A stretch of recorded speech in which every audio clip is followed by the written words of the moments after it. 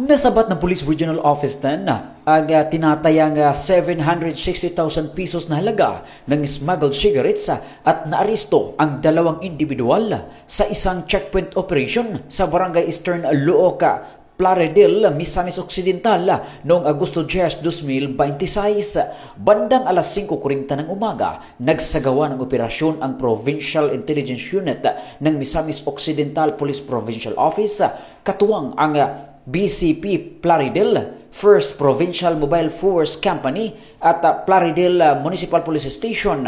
Naaresto ang isang 22 anyos na driver at isang 52 anyos na magsasaka, kapwa pawang mula sa labas ng Misamis Occidental. Nasa loob ng kanilang sinasakyang Toyota Innova ang kabuuang 950 reams ng Red Berlin cigarettes na tinatayang nagkakahalaga ng 760,000 pesos. Ayon sa inisyal na investigasyon, nagmula umano sa Dipolog City, Zamboanga del Norte ang mga sigarilyo at patungo sana sa Oroquita City, Misamis Occidental. Dinala ang dalawang naaresto at ang nakumpiskang sigarilyo sa Plaridel Municipal Police Station para sa dokumentasyon at kaukulang disposasyon. Ito-turn over naman ang mga kontrabando sa Bureau of Customs sa Osami City para sa nararapat na aksyon.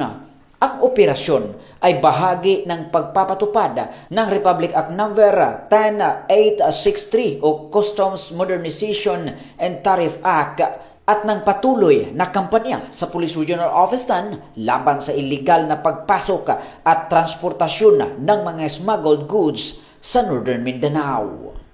Mula dito sa Campo Alagar, ako po ang inyong Police News Network correspondent mula sa Regional Public Information Office ng Police Regional Office 10, Corporal Joel Lazaro Subsuban, alagad ng batas, tagataguyod ng balitang pulis.